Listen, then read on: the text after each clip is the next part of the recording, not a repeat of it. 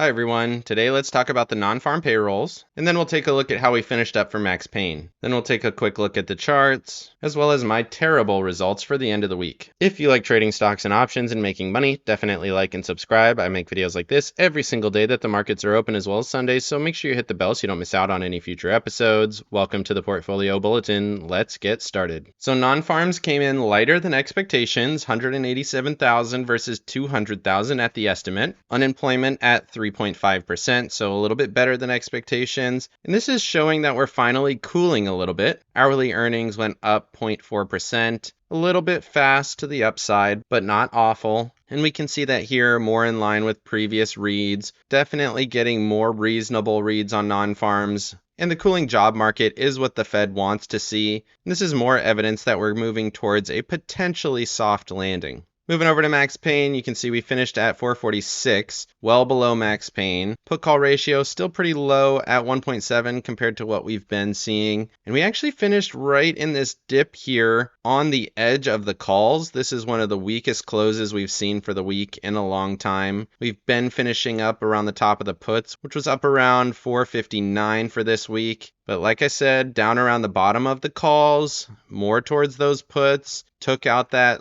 level at 450 that we'd been watching. And this is a pretty weak close, and I would expect that to continue into next week. Moving over to the hour and the daily, you can see this dramatic whipsaw that we got here. Big push up on the non-farms, hit resistance, and then went straight down for the end of the day. Absolutely got whipsawed, and that's where I got most of my losses. I got stopped out to the upside, tried to take advantage of a potential rally up to the 200. We'll see that on the NASDAQ. And then it started to pull back here and did not take advantage of the full down move like I should have. Not great, but everything looks super bearish here, taking out these previous lows. Big bearish candle to close out the week right at the bottom of the candle. And you would expect that to continue into the Monday session.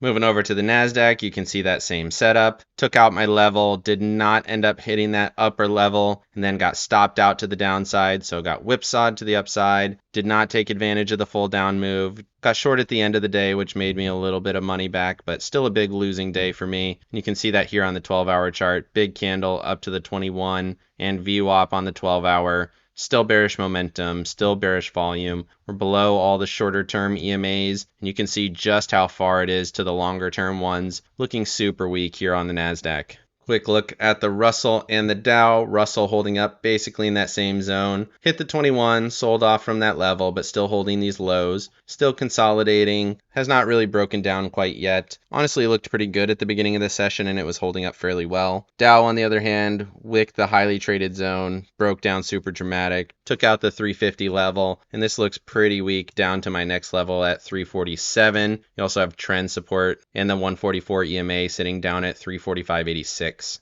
Moving over to Apple and Tesla, absolutely falling knife here. Got down to the 200, cut right through it, took out my level, straight down to the next one at 182. Now I'm looking at 178.58 as my previous support. You can see that consolidation that we had here. Also, if you extend out this trend line here, you can see how we cut right through that. Definitely a falling knife. Apple pulling back dramatically. Tesla sold off on the day, but still holding 200, which is interesting. Technically, you could say this is still consolidating as it hasn't taken out that level. Just below 255, but didn't take out the previous low. Kind of neutralized here on Tesla. Moving over to staples and discretionary, kind of mixed signals here. Staples took out that level, sold off. Looking at the 144 down at 74.44. Momentum bearish, RSI super bearish. Discretionary rallied a little bit on Amazon after hours. Still didn't take out that level here, sold off throughout the session, and still in this consolidated zone.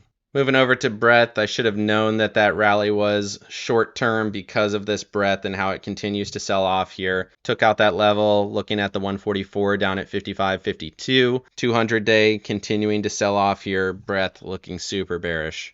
Moving over to yields, you can see they pulled back pretty dramatically on the non-farms. Makes sense. If the jobs market is starting to cool, that might temper the Fed and their potential coming rate hikes, meaning that yields can cool down in this zone. It was a little bit overbought here on the 10-year anyway. I still think this is going to rally up, and it just was a little bit overbought. We still need to see that yield curve reversion, and we were starting to move in that direction. Moving over to the dollar, clearly a pullback now. We had the doji yesterday, pulled back right to my level at 102. You can see we wicked the 200 here on the 4-hour chart. If it's going to hold, it needs to hold up now, but I doubt that that's going to happen. You can see that first step down on the MACD. Last time we got that, it was a pretty significant move. Certainly could pull back at least to the 21 down at 101.24. We'll see how it plays out, but I would expect a little bit more pullback just based on momentum. Moving over to the volatility indices, move index pulled back. VIX rallied super aggressively on the down move after falling on the non-farm payrolls announcement. Didn't quite get the rally I thought we might, but definitely moving higher. This is definitely a bullish trend at this point, and you have to respect it. I would expect this to at least get into that 1850 to that 20 level. You can see that's been a pretty consistent zone that we've gotten into on these down moves. Still need to take out this midpoint here on this kind of double bottom type setup, and I do expect that to happen going into next week.